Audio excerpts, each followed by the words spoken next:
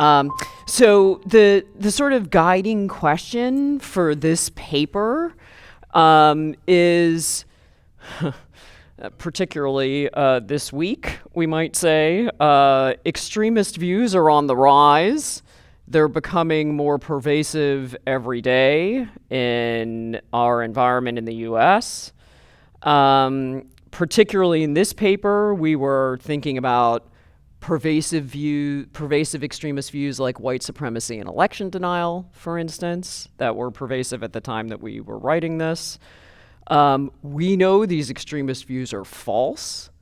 So a question arises for us, the people who know that these extremist views are false: what should we do epistemically about these extremist views, given that we know that they're false? So that's the sort of guiding question for this paper. And the summary of our answer is that we shouldn't respond to extremist views that we know are false by being open-minded, but we should still respond to extremist views that we know are false by being intellectually humble.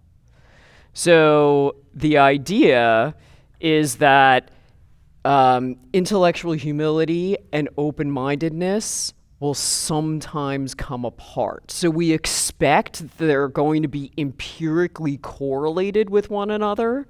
And some of the work that psychologists who are focusing on measurement and studies for intellectual humility are finding that they're correlated with one another. But Katie, Cody, and I are trying to argue that intellectual humility and open-mindedness consist in different things, and that even though they often travel together and we often see them together in people, when we see them, they are distinct from one another. And that we're using extremist views as a sort of test case to show that. That's why we're looking at extremist views particularly. So there are two sort of crucial parts to our argument. We argue that we can be intellectually humble in responding to extremist views without being open-minded, and we distinguish between intellectual humility and open-mindedness. So we think that open-mindedness is both a tendency to engage seriously with relevant intellectual options, and I could say a lot more about what that means, and where applicable, it's a tendency to revise our beliefs. And intellectual humility we're conceiving of along the lines of a co-authored paper by Dennis Whitcomb, Jason Baer, Dan Howard Snyder, and me.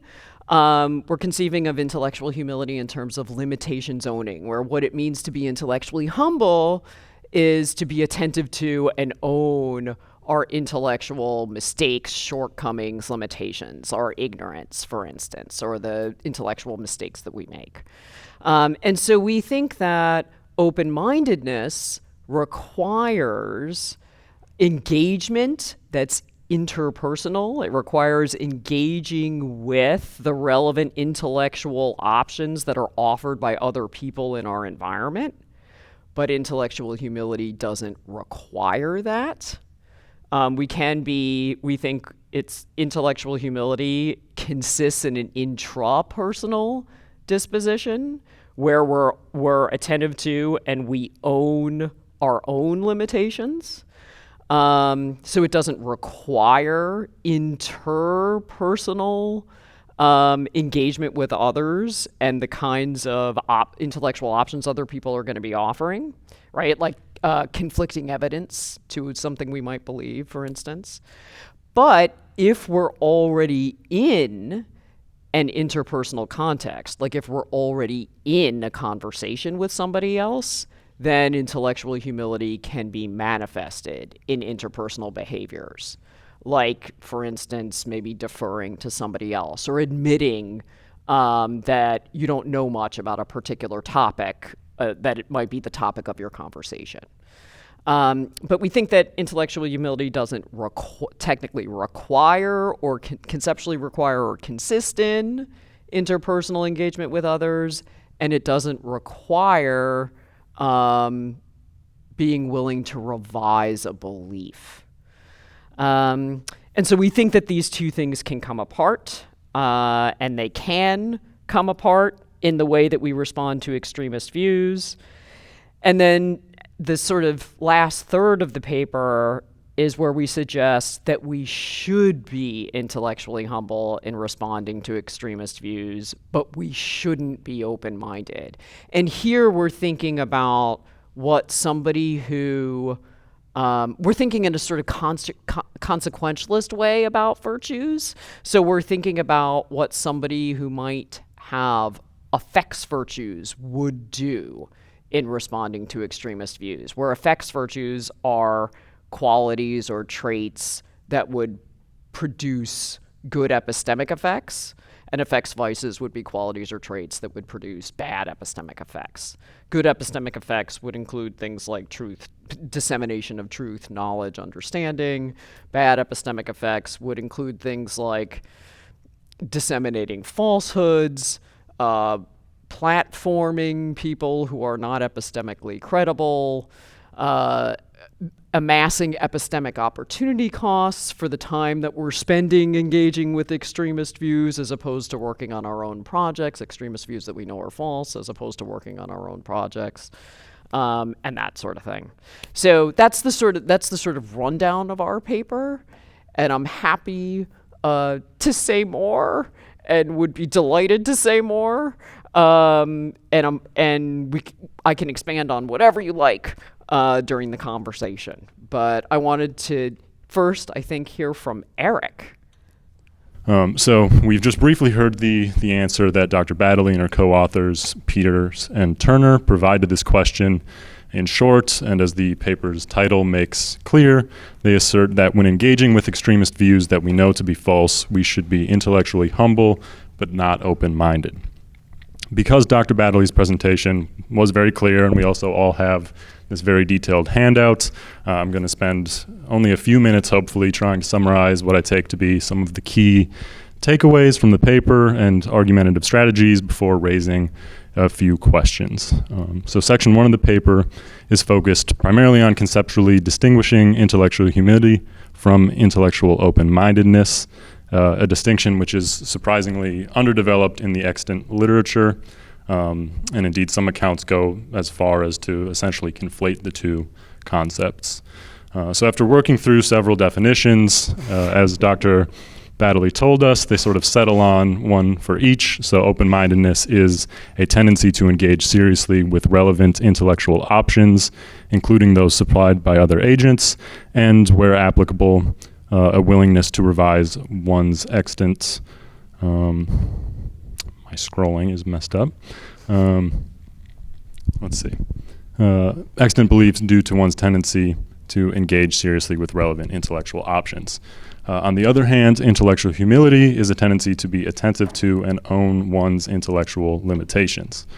So while the two traits may be positively correlated in individuals, and open-minded engagement with others may even play a causal role in the development of intellectual humility by making us aware of our cognitive limitations, the two concepts have distinct characteristics.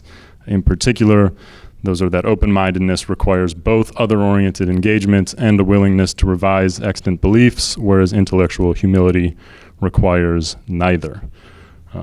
So with that conceptual distinction in hand, they then elaborate 5 different ways in which we can respond to extremist views with intellectual humility without open-mindedness. These include owning our tendencies to jump to unwarranted conclusions about advocates of extremist views, owning the limitations in our powers to persuade extremists, owning the fact that some of our arguments against extremists aren't as strong as others, and then trying to avoid reliance on those comparatively weaker arguments, owning the limitations in the processes that led to our knowledge that the extremist views are false, and owning that we hold some beliefs with less than 100% confidence.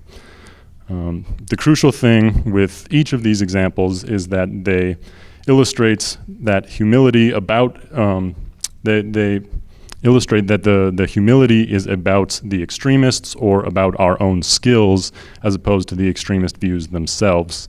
which is taken then to support the core claim that intellectual humility does not require a willingness to revise one's beliefs. This, of course, raises the question of what it actually means to be willing to revise one's beliefs, but since this is a contested question in its own rights, they avoid staking a definitive claim and instead make a conditional argument that if being willing to revise strongly held beliefs requires significantly lowering one's confidence in them, then one can be intellectually humble about strongly held beliefs without being willing to revise them. More briefly then, Section 2 turns to the epistemic effects that responding to extremist views with open-mindedness and intellectual humility can have. In short, they argue that open-mindedness is prone to many negative epistemic effects, such as platforming, credibility excess, and various priming effects, and that these harm not only us as individuals who reject the extremist views, but also the advocates of extremist views themselves, as well as our broader epistemic environments. Intellectual humility, however, is capable of avoiding these costs because its self-oriented nature doesn't require regular engagement with advocates of extremist views, and even when that engagement does occur, it doesn't require a willingness to revise one's beliefs. Going one step further, they argue that intellectual humility might even tell against direct engagement with advocates of extremism, especially in cases where our limitations are numerous and risks of platforming are high. And then finally, Section 3 turns to 8 likely objections to the argument. I found myself raising or thinking of several of these when first reading the paper, so I found the convincing, albeit necessarily brief, rejoinders that were offered at the end to be a welcome inclusion. Because I suspect that many of these will be brought up naturally in the Q&A section, instead of summarizing those here, I'd like to raise 3 additional ones that I don't think are fully captured in the ones that you include in the paper. So first and most straightforwardly, I think since you specify that this account is focused exclusively on extremist views that we know to be false, regardless of whether or not they're morally repugnant, it seems like an important clarification would be how we are distinguishing things that we know from things that we highly suspect are false. So whether there is a particular evidentiary threshold that must be met, or what I suspect is maybe more the argument that it's a kind of pragmatic, we know a false belief when we see it. But some additional clarification on that I think would be helpful. Secondly, regards the issue of belief revision and credence. So this is maybe a slightly unfair question, since again you did specify that you're not offering a full defense of the view that being willing to revise strongly held beliefs requires significantly lowering one's confidence in them. But nevertheless, I'm curious whether you think one can follow Duncan Pritchard in denying that claim, which I'm personally inclined to do, and still accept other elements of your accounts, or if that's a necessary condition for accepting the rest of the argument in general. And then finally, and I think this is perhaps the most substantive one, I want to press slightly on the other-oriented engagement that you claim is required of open-mindedness but not intellectual humility. Particularly at one point on page 7, you briefly discuss how other-oriented engagement can be causally connected to intellectual humility by helping to make us aware of our intellectual limitations, but then argue that this only shows that the other-oriented engagement helps us develop intellectual humility, but that it does not partly constitute it. I think if we look at your adaptation of Alessandra Tonassini's example of the lone scientist, however, it's at least not apparent to me that that's quite right. And that's because it seems to me that the scientist concludes that her results are, that when the scientist concludes that her results are inaccurate, she's not just exhibiting the intellectual humility that was partially developed through past engagement with other scientists, but is manifesting intellectual humility precisely insofar as she is actively applying the normative standards of the scientific community to her evidence. So to try to put a somewhat finer point on that, it seems that rather than playing a merely developmental role, intellectual humility in at least this particular case could be partially constituted by an ongoing responsiveness to communal epistemic norms. Whether or not you fully agree with that formulation, I would be interested to hear you speak some more about this general distinction between the developmental and constitutive roles that other-oriented engagement does and does not play in intellectual humility, as I found that to be one of the particularly interesting elements of the paper, and it's not discussed quite as much in the handouts or more generally in the paper. So those were my primary three, and I will turn it back over to you. Thank you, thank you, thank you. These are fabulous questions. Thank you for asking them. We've thought a little bit about each of these three. I think Katie, Cody, and I have thought more about the first and third question than we thought about the second one, about what does willingness to revise to consist in, but I can try to say a little bit about that too. Your first question is just spot on. You're crushing it there. So I think that one immediate response to the kind of arguments that we're making should be, okay, this can be potentially dangerous because folks who are white supremacists or election deniers think that they know that Trump won the 2020 election and that white power is important, right? And so why couldn't they avail themselves of the kinds of arguments that we're making here, right? And so how is it that we know that election denial is false and that white supremacy is false? And of course, this is a big question in epistemology, and people are going to disagree about the answer. But our answer is very roughly, the virtue epistemologist's answer. So I've heard that you all had a seminar on virtue epistemology, so some of you may know about this already. But the idea, roughly, is that in order for us to gain knowledge, we have to roughly manifest intellectual virtues. We either have to possess them and manifest them, or we have to at least act in accordance with them on a particular occasion in order to gain knowledge, even if we don't have them as dispositional traits, like stable, consistent traits. So our answer to this is something like, in order for us to have first come to the knowledge that Trump didn't win the 2020 election, that white supremacy is false, that the earth is round and not flat, right? In order for us to have first come to that, we can't cure COVID by drinking bleach, like all of these things. In order for us to have first come to those pieces of knowledge, we have to have done something like exercise open-mindedness.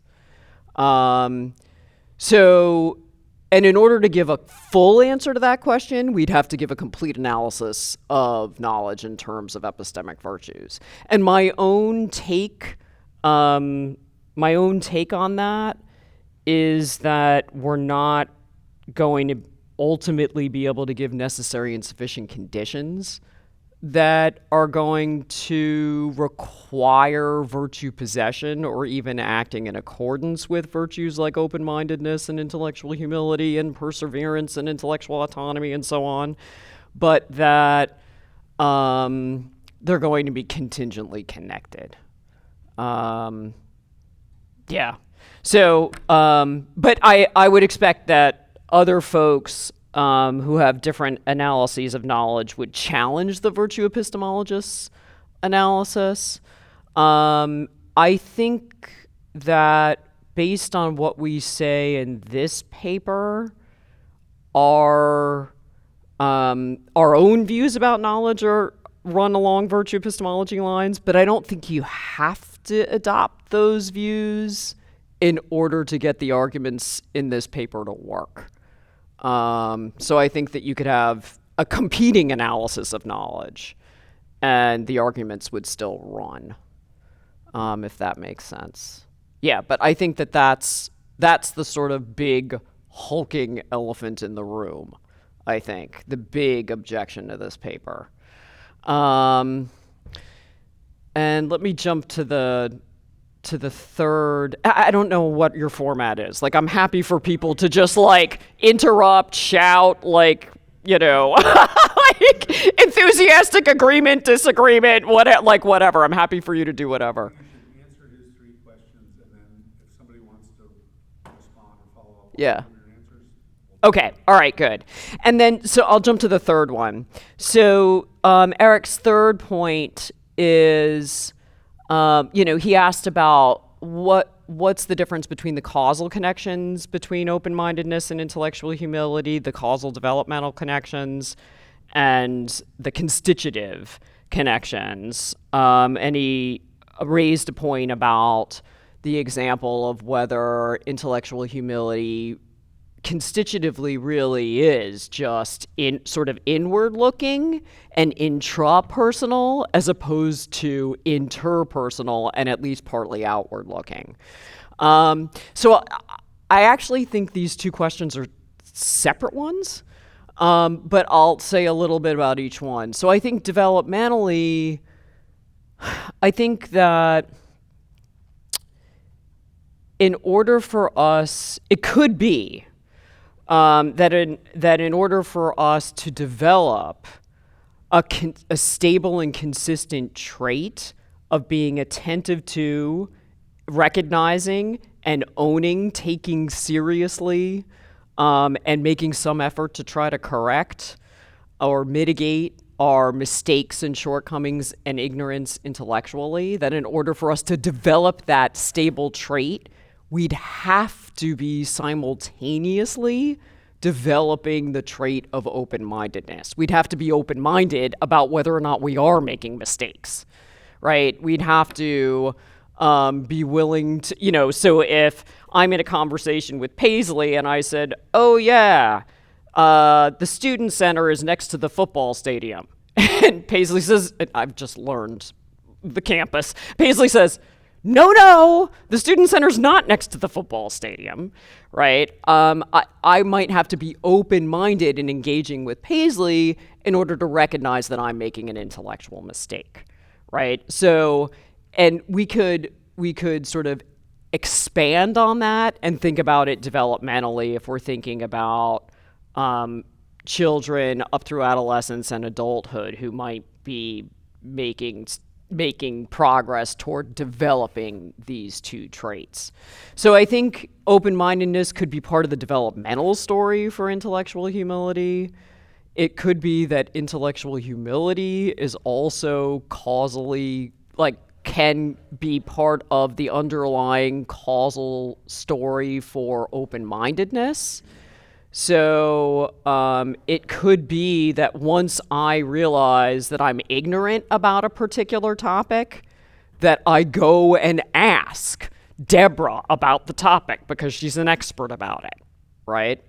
And so it could be that intellectual humility, my recognition of and taking seriously and admitting to myself and owning my ignorance about moral psychology and situationism, I might go and say to Deborah, please help me understand this. So I think there might be, and that would be intellectual humility causing something like being open-minded about what Deborah has to say about it. So I think the causal connections can go in both directions. With respect to the lone scientist case, so I think that so this case is one we use in the paper to try to show that it's part of our picture for why intellectual humility conceptually is and consists in an intrapersonal trait. It's about looking inward for your own intellectual limitations rather than looking outward to engage with other people and their intellectual options. And Eric's point is, look, the scientist is still applying community standards that the scientist has perhaps like inherited from the community, and the scientist is sort of working in a culturally embedded practice of science and the way that science is practiced today. Yeah. So my own view about this, I actually don't know what Katie and Cody would say about this, but my own view about this is that's right, but that doesn't show that intellectual humility entails open-mindedness. So in order for intellectual humility to conceptually entail open-mindedness, it's not enough for it to involve some sort of social embeddedness in a community, or even for a similar kind of argument we've gotten as an objection is, when you're defining intellectual humility and you're talking about limitations, don't limitations have to be sort of indexed to other people? So I might be limited in my understanding of the probability calculus with respect to Neil's understanding, but I might not be at all limited with my understanding of the probability calculus with respect to the understanding of, like, a second grader. Okay?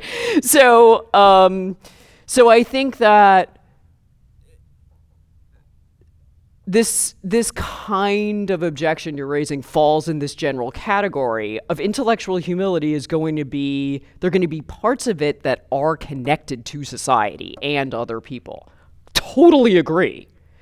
But that doesn't mean that it's constituted or conceptually entails open-mindedness, because open-mindedness is connected to other people in a really specific way. It's connected to other people as a tendency to engage with the intellectual options that they're offering. And that's not what's happening in the scientist example. But I totally see where you're coming from. And so I think it's helpful to clarify this idea that and we don't say this in the paper at all. So I think this is really helpful to clarify this idea that we're not trying to say that intellectual humility sort of happens completely in a vacuum, right? And there may be components of it that, including our definition of a limitation or the kinds of the practice that the scientist has inherited from her community, that are defined in ways that are social. But we think that it doesn't entail the kind of other-oriented engagement that open-mindedness would entail. Yeah. And then question 2. So Eric's asking a question about, he's asking a question about what it means for us to be willing to revise a belief. And in the paper, what we try to do is argue that we could be intellectually humble without being open-minded, because we can be intellectually humble without engaging with others. We just talked about that.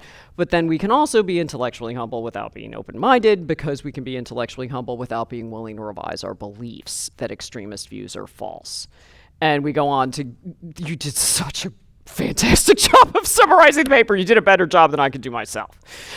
So we go on to talk about these 5 different ways in which we think somebody could be intellectually humble without being willing to revise their beliefs. And the last 3 of those ways are ways in which we could be intellectually humble without being willing to revise our beliefs that the extremist views themselves are false. So we could be intellectually humble in recognizing and owning the limitations in our knowledge that the view is false. For instance, the limitations in the reliable processes that we use to arrive, for instance, at our knowledge that the views are false, the few limitations in our masses of evidence that these views are false. We could recognize that we might not hold these views with 100% confidence and so forth. And so we go on to argue that we could be willing, we could be intellectually humble without being willing to revise. And part of our argument there is that in order to be willing to revise, and so we're sort of adopting Fantel's view here, in order to be willing to revise, we'd have to lower our confidence in the belief. So we'd have to lower our confidence in the belief that Trump did not win in 2020. We'd have to lower our confidence in that belief. And we'd have to lower it sufficiently for us to be willing to sort of put it back in play such that it would then be part of an inquiry that we were pursuing. And so our arguments in that section are relying on Fantel's view.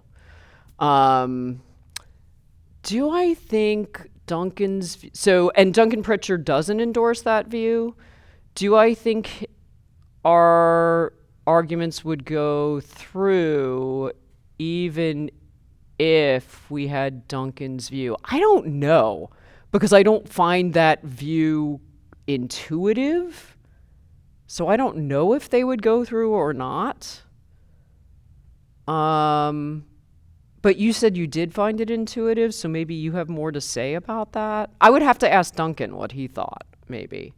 But I'd be delighted to hear what you think, Eric. If you think that it would, if you think it would make a difference. I'm not sure whether it would. I mean, I'm not sure whether it would make a difference for accepting the rest of your argument. If I understand Duncan's argument correctly, it's sort of that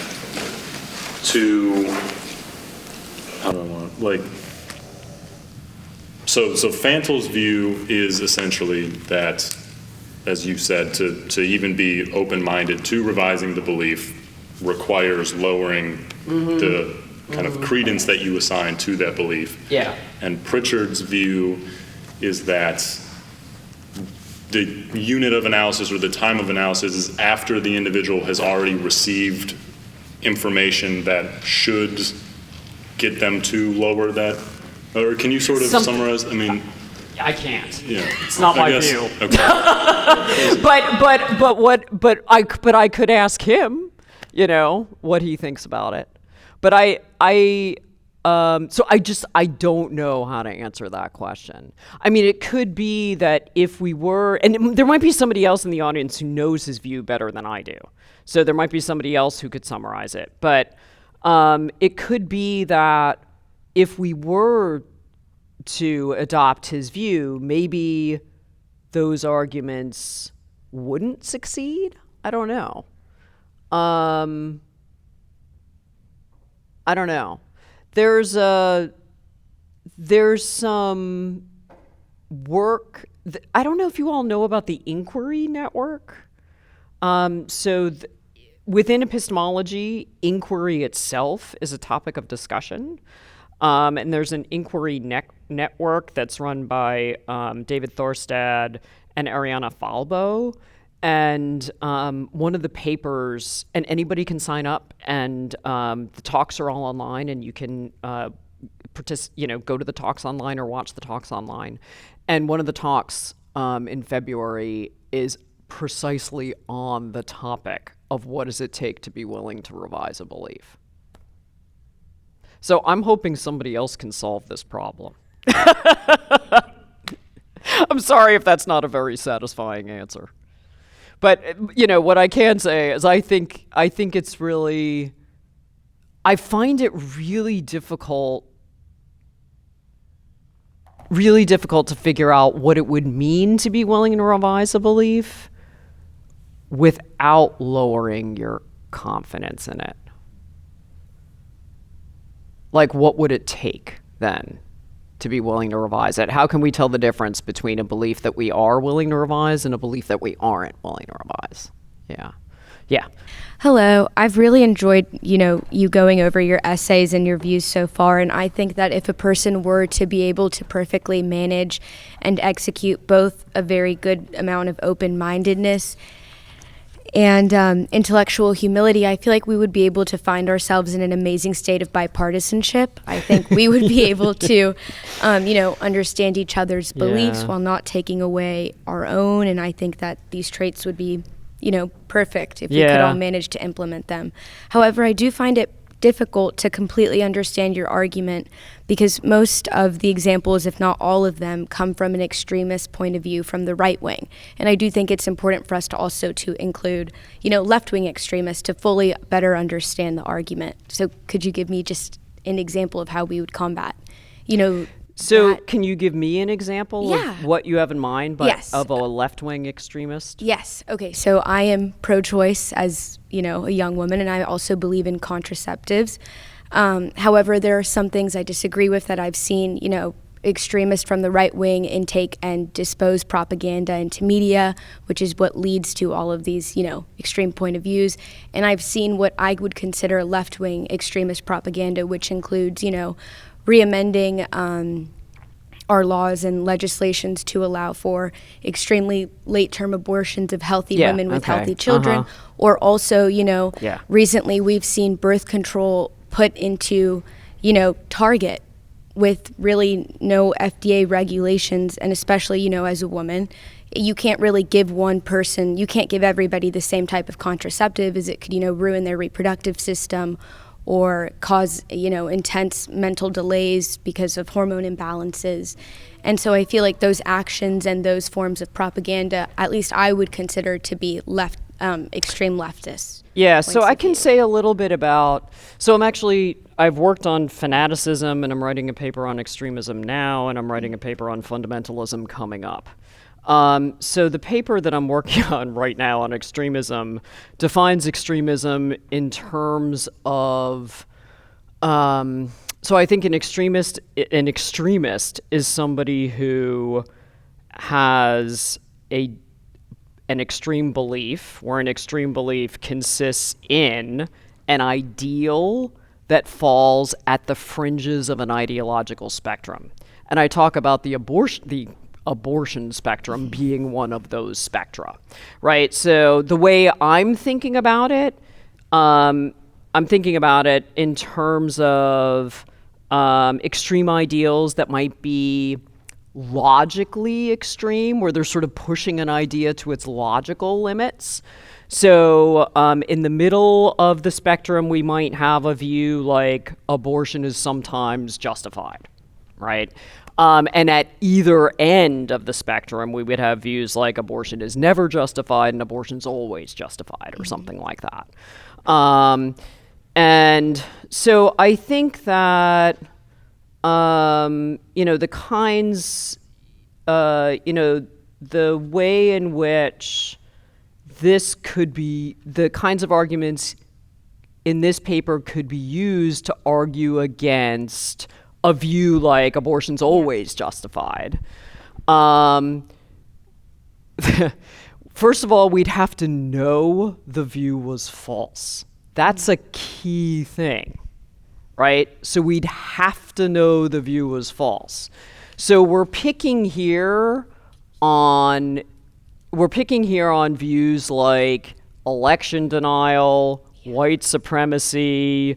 We mentioned flat earthism, even though it's not playing a big role in the paper. We're picking on those views because we know those views are false. Do we know that abortion's always justified as false? I don't know. Maybe, right? So I think we could use the kinds of arguments we're making in this paper to apply to some left-wing extremist views, but we'd have to know that those views are false. And I think that there are, one of the things I've argued in print is that there are some extremist views that we might classify as, I guess, left-wing, that not only do we not know are false, but we know are true. So I think there's more than one way for an extreme ideal to count as extreme. One way is it pushes an idea to its logical limits. Another way is that it's contextually extreme, roughly meaning that it falls outside what's sometimes called the Overton window. Have you guys heard of the Overton window? Some of you know the Overton window. So the Overton window, it's this concept that's with the stuff that falls inside the Overton window are the ideas that are the most prevalent in a particular period of time in a particular part of culture. So the Garrisonian abolitionists, for instance, who demanded immediate emancipation and who argued that slavery is wrong and should be immediately stopped, I think that we know that they were right. And their views were contextually extreme. They were extreme at the time. Arguably not just definitely in the South, in the southern states in the U.S., but arguably also in the North, because there were a lot of abolitionists who didn't want immediate abolition, who wanted it to be gradual, and who were arguing for gradual abolition in an effort to prevent the Union from completely splitting up. So I think that we have to be really careful about these views, and just because something falls, just because we would place something on the left or the right in terms of our contemporary ways of thinking about things, the question to ask is, do we know that that thing is false? And so what I've tried to do is pick cases where it's really clear that we know that it's false. And then when there are I don't think we know all extreme views are false. And so when there are extreme views that turn out to be true, and moreover that we know they're true, then what we're saying doesn't apply. Okay. That's a really long answer to your question, but I hope it helps. Thank you. Yeah.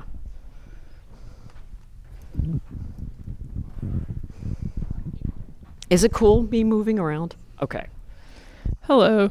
Oh, Hi. Sorry, I'm over here.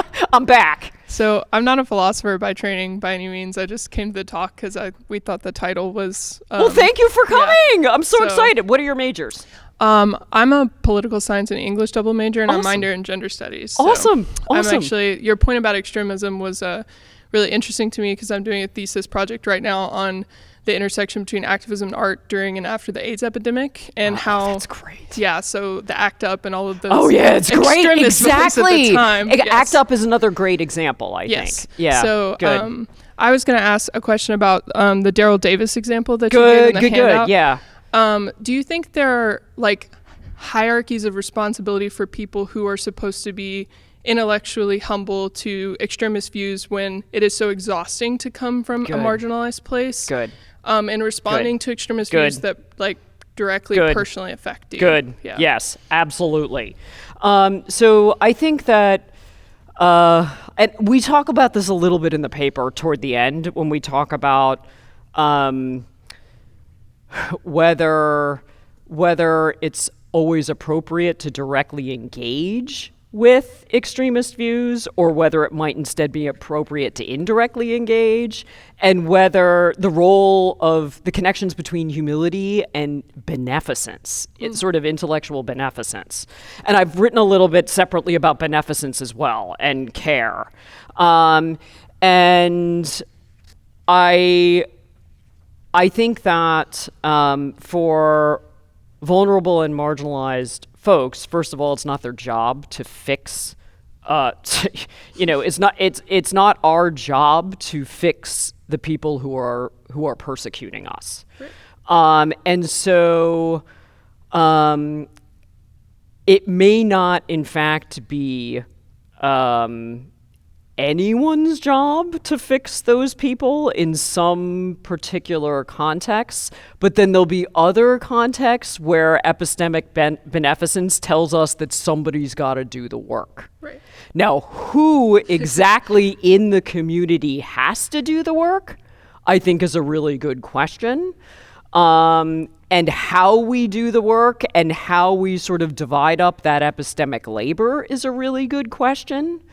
But there's no question in my mind that we can absolutely have resistance fatigue, and that it isn't only or even primarily the people who are the most vulnerable who should be doing the hardest work resisting.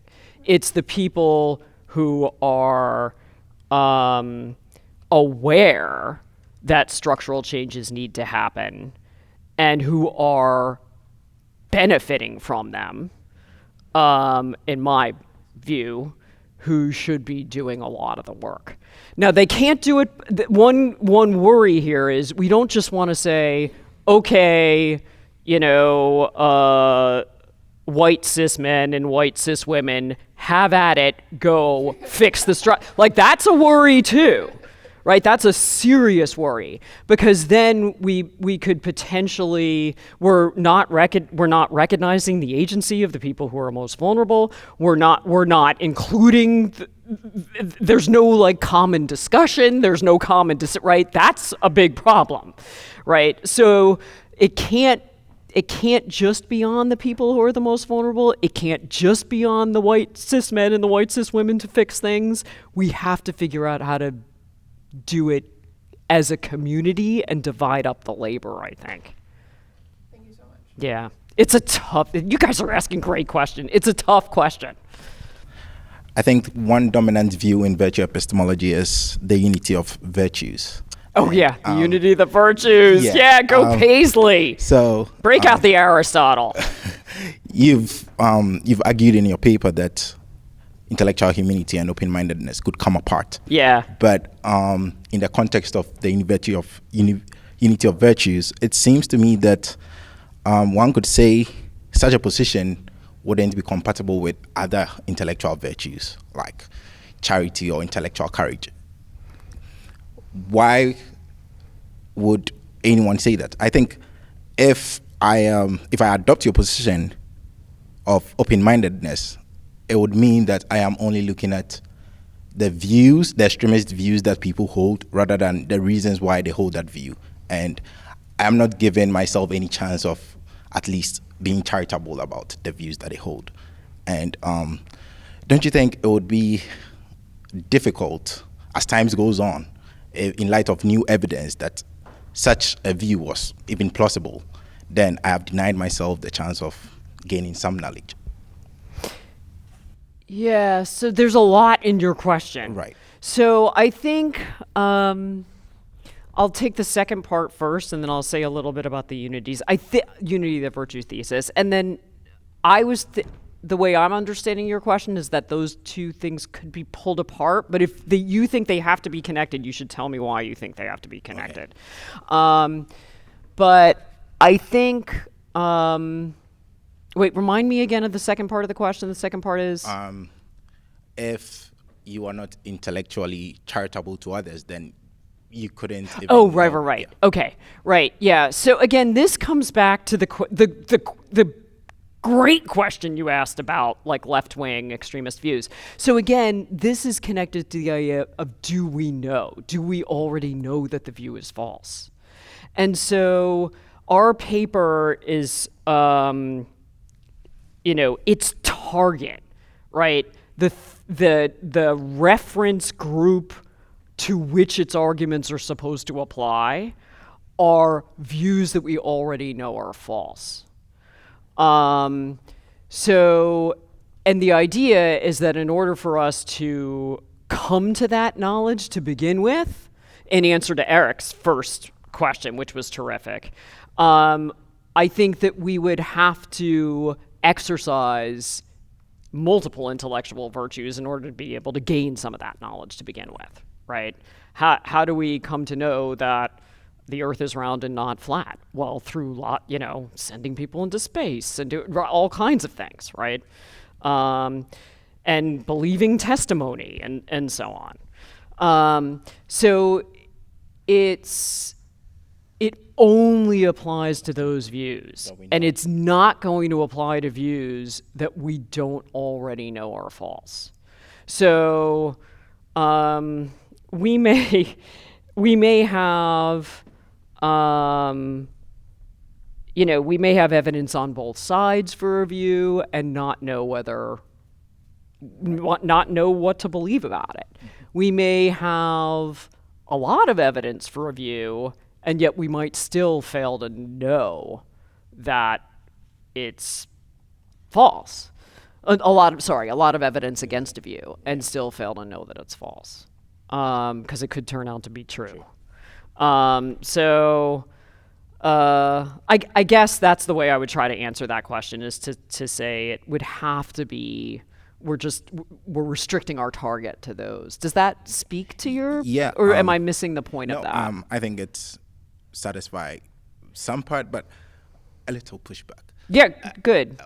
What would you say to somebody who says we are knowledge makers and not merely information finders? So then, if somebody holds what you target as an extremist view, then maybe the evidence that they have for their view might be correct or plausible. Yeah, we are knowledge makers. Can you tell me more about that?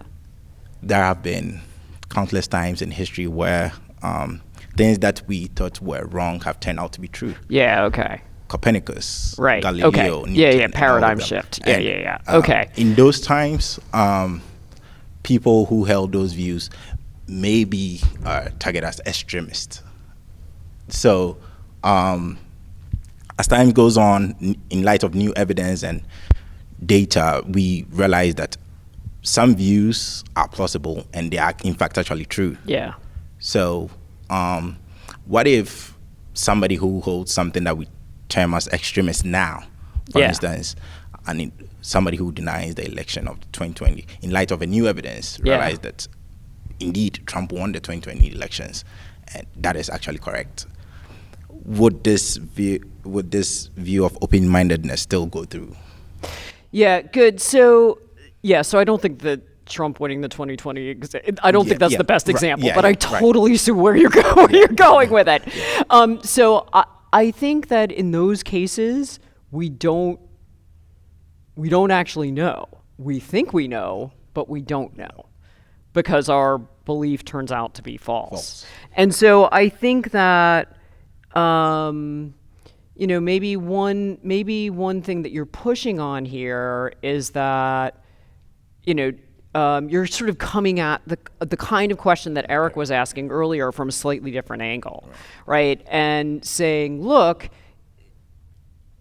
it's right, or maybe, because I know you like virtue epistemology too, maybe it's right that virtues are part of the picture about how we gain knowledge, but they're not the whole picture. Right? They're not going to be sufficient. And obviously the belief still needs to be true. And there are going to be cases where we think we know and we don't in fact know, right? And so what I would want to say about those cases is, that's right. There are going to be cases where we think we know and we don't in fact know, because we think we have the truth, but we turn out to be wrong. Yeah. And I think that in those cases, our arguments aren't going to apply. Right. Yeah.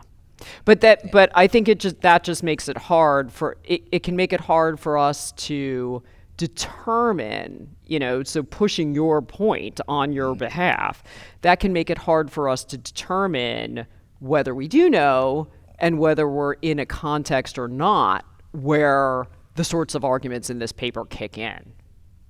Yeah. Right. Yeah, I think it's a good point. So my question is actually similar to what Paisley asked, and how do we respond to some situations that are less clear-cut? And in your paper, you made mention of cases where we have overwhelming evidence, such as white supremacy, and about their falsehood. So here, what about the cases that there are some sort of ambiguous or less known? So at what point do we determine when a belief is so settled that it becomes so epistemically irresponsible? Yeah, good, great. So these are, I think this is similar to Paisley's questions and to Eric's question as well, and also to the connected to the question about my answer to the question about left and right wing extremism. So again, I think what I can say without giving a sort of full account of what it means for us to know something, what I can say is that I think that the arguments in this paper are going to be restricted to cases where we do know. And so if we don't know, and there are clear cases where we don't know. And so if we have a clear case where we don't know, it's not going to apply. If we have a clear case where we do know that a view is false, it is going to apply. And then there are going to be like a bunch of cases in between. And what I would say is, what I would say, and I don't know what Cody and Katie would say, but what I would say is, for the cases in between where we might have boundary cases, the view is not going to kick in. Like the arguments in this paper are not going to kick in.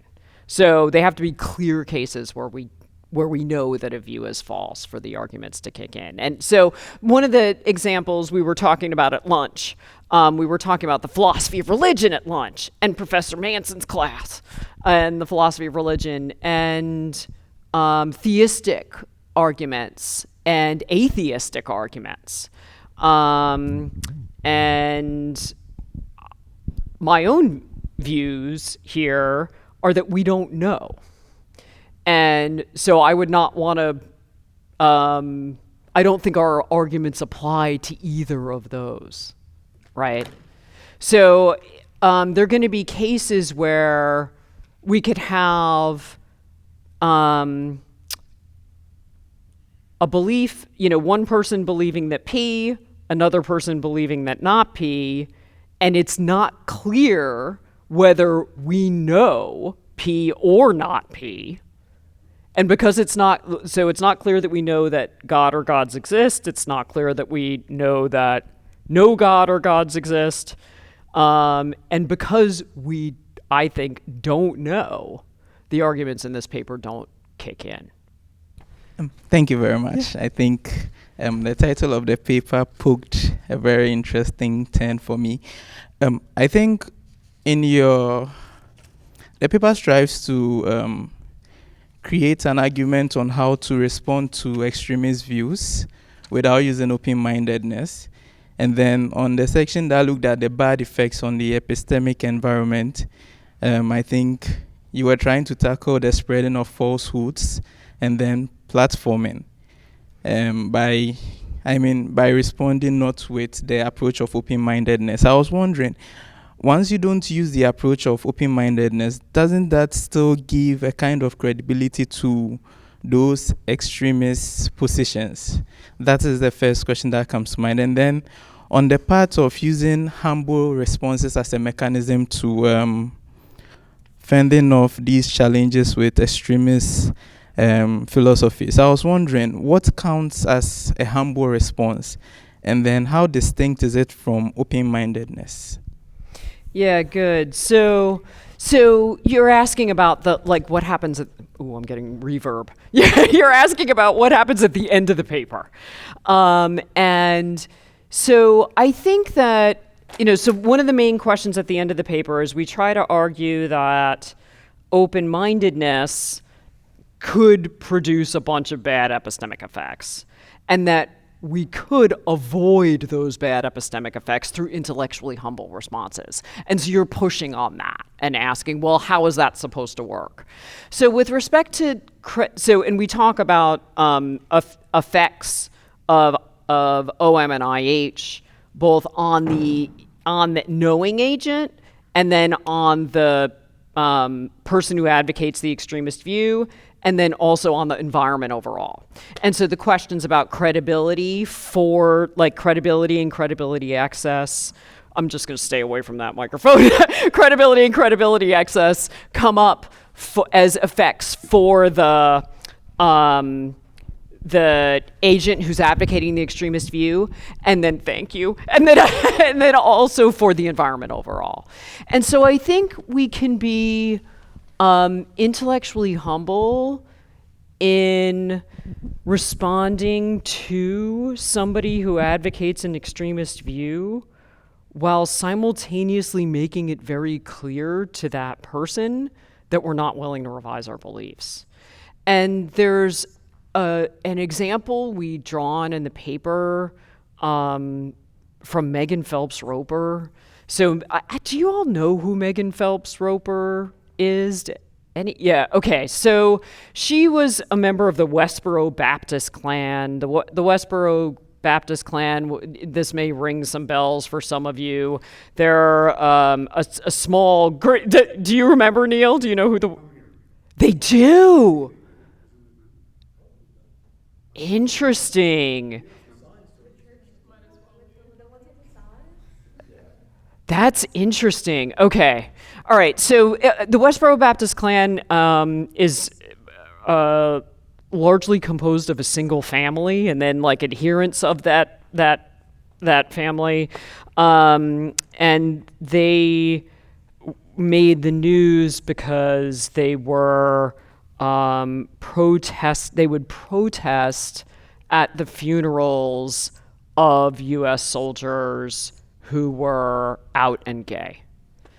And so that is initially why they made the news. So Megan Phelps Roper was a member of it still is a member of that family, but left the Westboro Baptist Clan. And the way she has a TED Talk where she talks about this, she's written a book where she talks about this and about how she sort of became de-radicalized. And part of the process of her becoming de-radicalized, as she describes it, happened with interactions with a Jewish activist named David Abitbol, who would see her at protests, so he would be counter-protesting, and he would interact with her in person, but I think mostly like through text and online. And the way he would interact with her was trying to convince her to change her mind. And she said that that kind of behavior, a behavior that recognized her as an epistemic agent who was potentially redeemable, who might change her mind. So where the David Abitbol, it was very clear that he was engaging with her not because he was trying to figure out what to believe. It's just like the Daryl Davis case, right? Daryl Davis isn't engaging with Klan members because he's trying to figure out what to believe. He knows white supremacy is false, right? David Abitbol is not engaging with Megan Phelps Roper because he's trying to figure out what to believe. He knows her views are false, right? But he's engaging with her because he's trying to help her change her views. And she credits her relationships with David Abitbol and other people who engaged her, recognized and engaged her as an epistemic agent with helping to de-radicalize her. So I think that that's actually a really good example of intellectual humility without open-mindedness in action. It's not open-minded because people like David Abitbol aren't willing to revise their beliefs. They know Megan Phelps Roper's wrong. But it's intellectually humble insofar as somebody like David Abitbol is arguably willing to own the tendency that many of us have to jump to conclusions about extremists like Megan Phelps Roper, that they're never going to change. They're just dumb. There's no hope. And that's not to say that all extremists are going to change. or that there's hope in every case. Daryl Davis did not engage with everybody, right? There were people that Daryl Davis recognized were never going to change. But it does, I think this is a case where we see intellectual humility in action, because we see somebody like Abbott Bull presumably owning a tendency to jump to the conclusion that she's a monster. And she literally says things like, they recognized my humanity. Rather than treating me like a monster, they treated me as a person. But it's tricky, right? Being able to do that and pull it off without being an arrogant, paternalistic person is really hard. It's tricky.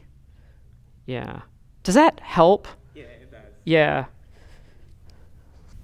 This may be my own fault on understanding your work, but I found your arguments on extremist views very interesting, fascinating. However, I found it odd that you kept using the example of election denial, because it seems to me, at least, to be an action, not a view.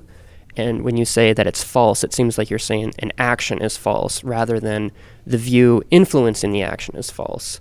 I know you said expression of views a couple times, but you keep referring to it as an extremist view, election denial, that is. And could you speak on that a little bit more? Yeah, sure. So I'm just using election denial as shorthand for the belief that Trump won the 2020 election. Yeah. So that's all. It's just shorthand. It's not because of any like fancy view about action theory or connections between actions and beliefs or any. Yeah. But I do have, but I'll say one more thing if I can about this. So the paper I'm currently writing, which I love this because you guys are asking all these great questions about extremism. So the paper I'm currently writing on extremism and closed-mindedness, because it's forcing me to think about what it really means to be an extremist, I end up saying that to be an extremist, you have to have an extreme belief, like the kind of belief I was talking about earlier that's like at the fringes logically or at the fringes contextually for the time period and the context. But that's not enough. It's not enough to have an extreme belief if you don't consistently act in accordance with that belief, and if you're not motivated to pursue the extreme belief. Like if you're acting in accordance with it, but you're doing it for some other reason. Yeah. And that's connected to action theory. Yeah. Yeah. I'm just going to stand a little bit away so we don't get the reverb. Okay. So thank you so much for your talk. Well, my first question was actually what do you consider an extremist view? But you already answered that. Yeah. So the second question is more like, when you answer to Paisley, you kind of mentioned the credibility of the people, the source and stuff like that. How do you know who to decide that is correct or not correct? For example, let's use abortion. For example, the mother will die if she doesn't have the abortion because the baby is killing her, for example, and the mother is actually against abortion. So how is that gonna make the difference in this case? And the second question I have is more if you realize you're an extremist or you are in the position of the extreme view, how would you respond to that? But when I'm asking this question, I also think if you actually realize you're in a position extreme view, you already kind of lower your belief in that view and ready to be open mind to change. So maybe yeah. Good. So the first question is a big question in epistemology, and it's one way I think to put it, but correct me if I'm not following the question right. So I think one way to put it is something like, how do we know who to trust, right? They're going to be different people are going to trot out different experts. How do we know who the real experts are? Yeah. So I don't work on that, but I know people who do. What I can say is that two things. So there's a big literature on expertise and disagreement among peers, and disagreements between sort of laypersons and experts, and disagreement among experts. And what I can also say is that, of course, and I think it's right, I think it's the people who are working on this, I think they're right when they conclude that it's deference to different sets of experts that contributes to polarization. But I don't have like an easy, quick answer to how do we know who to trust. If I were to give you an easy, quick answer, it would be something like we have to figure out who's reliable, right? So if I wanted to figure out, in a case of whether a woman's health might be at risk in bringing a pregnancy to term, how would I find out whether her health would be at risk? I'd ask doctors, right? They're the ones who would know. I certainly don't know. I don't have any expertise in that whatsoever, right? And so I think that humility is involved. It's part of the picture here. We have to be able to recognize that we have to be able to recognize when we don't know enough about a sort of domain or a topic or a discussion, and when we should then go out and try to find experts who do know. So, one thing I can speak to is that very first part, which is involved with humility. We have to have the humility to be able to figure out that we're ignorant about something. And then I'm hoping that some of my other colleagues in epistemology will then help me figure out how we discriminate who the experts are, the real experts are, from the people who aren't experts. I mean, there are, Neil Levy's a good person to read on this. He talks about platforming and higher order evidence. And, the kinds of things we've traditionally used to determine reliability include track record. So we're looking to see if somebody gets things right most of the time. We're looking to see what credentials they have, though credentials aren't always reliable. We know that, in particular, we know that, for a very long time in the United States, university degrees were only handed out to white men, right? So, credentials are not always reliable, I think. But they have some weight. Yeah. But I'm hoping my colleagues who work on expertise could answer that question. It's a great question. Yeah. Neil, do you have a question? Yes, I have a question. I call on you, Neil. Thank you. Can you explain how your case hinges in any way really on the views being extreme rather than being just known to be false? Yeah, good. Right, so it just seems like everything about this applies to non-extreme views. So just for the audience here, like I had dinner with Heather last night at 7. Let's say there's a series of circumstances where there's all this evidence that sure makes it look like Heather committed a murder at 7. Ooh. Right? And exciting. So it was an interesting dinner, obviously. I would say, it's just me and you, right?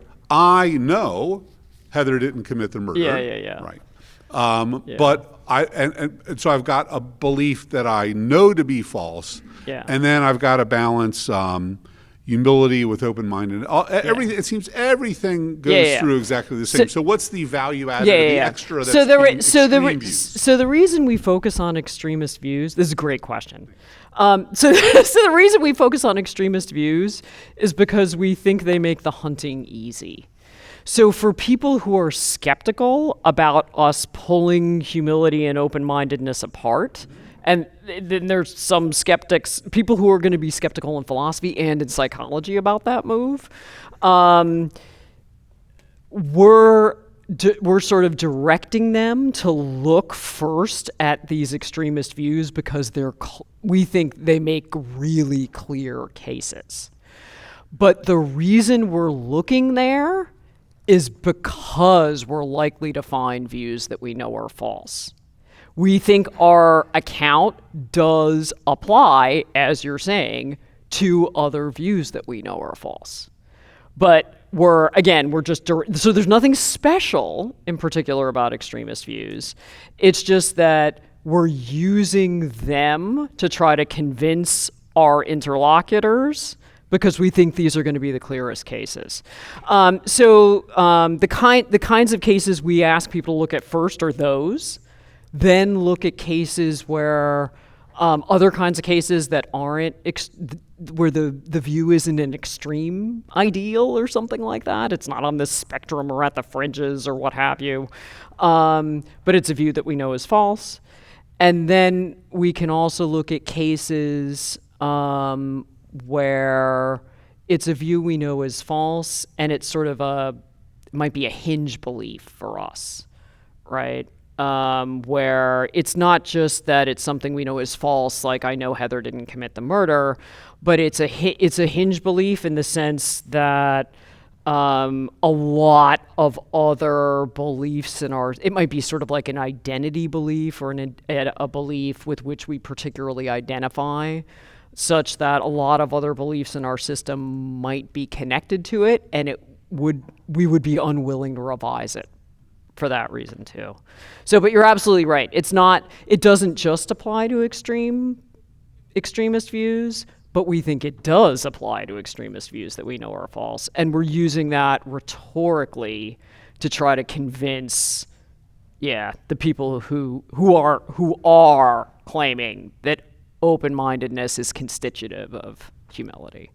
So I want to get your thoughts on some more of the examples that you use because I find them really compelling. Yeah, cool. And I'm wondering, and I could be wrong, but I'm wondering if there's, based on the examples, there's a motivation that's sneaking in the back door. Good. Yeah. So good. maybe this means different examples should be used, or maybe you really want these examples, but you're making the argument in a certain kind of way. Yeah. So I'm thinking about the distinction of this Davis example and the example of Gornick. Yep. And the distinction between the effects virtues and character virtues. Yeah, good. And the distinction you're making with character virtues is that they fundamentally involve a motivation. And so thinking about the Davis examples and the Gornick examples, they know they've got the right beliefs. They're trying to get someone else to change their mind, which classically looks like a case of proselytizing to me. Oh, interesting. Right. And so the reason I was thinking about this is Teresa Bijan has done some really interesting historical studies of Roger Williams, who really famously engaged in a lot of conversations surrounding religious belief, specifically because he wanted to change other people's minds. Right. Yeah. So this isn't really about beneficence. It's not about care. It's about pure persuasion. Oh, I see. Yeah, I see what you're saying. The issue here is the motivation is to get others to believe the truth. So there's a care about the truth. Yeah. In a way that I think might be pushing back on some of your claims about intellectual humility as just accepting limitations. Because there's a motive there, I think, about what I want someone else to believe and why I want someone else to believe it, and the reasons for which those changes should be made, which could involve caring about the individual. I'm not excluding a beneficent motive, but the examples themselves when I think about them, I wonder why these folks are doing what they're doing. The type of engagement they have yeah. with others, I think, is telling, right? Yeah. It's not just about me being intellectually humble and being and not being open-minded. That wouldn't suffice to explain this type of engagement. Yeah, good. With active proselytizing. Yeah, good. So Okay. that's great. So I wouldn't call it. It's so interesting that you call it proselytizing. I would call it beneficence, but yeah, but it's so interesting. That's so interesting. So yeah, I guess what I would say about that is, I think that these are still cases of IH without OM, but they're also cases where the IH without OM is supporting something else, whatever we call it, whether it's proselytizing or beneficence or whatever. And so I think what's happening in these cases is that people like Alison Gornick she's recognizing the limitations in her powers to persuade Derek Black.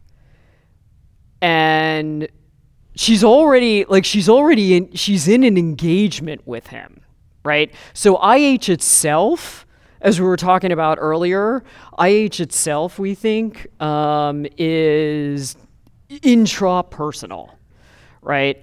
But because she's already in a context of engagement, and she's in that context of engagement, I think you're pointing out, because she has this motive to change minds. And she may have that motive for, like, there may be other ulterior motives that are causing her to have this proximate motive to change minds, right? So why is she in this context of engagement to begin with? She's in this context of engagement to begin with, in part because of those motives, right? But I think that still, these are going to be cases where she's humble because she's aware that Derek's throwing up all these arguments for white supremacism and white nationalism, and she doesn't know how to respond. She's aware that she doesn't know how to respond. She owns her limitations and not knowing how to respond. The way she owns them is she takes them seriously. She goes away from the conversation. She, interestingly, spends a whole bunch of time doing research to try to rebut his arguments. She even went to Klan rallies. So I think that they do manifest cases of IH, and they manifest cases of IH without OM because she's not willing to revise. But the fact that she's in a context of engagement isn't explained by IH. That's explained by something else, which is like proselytizing, beneficence, what have you.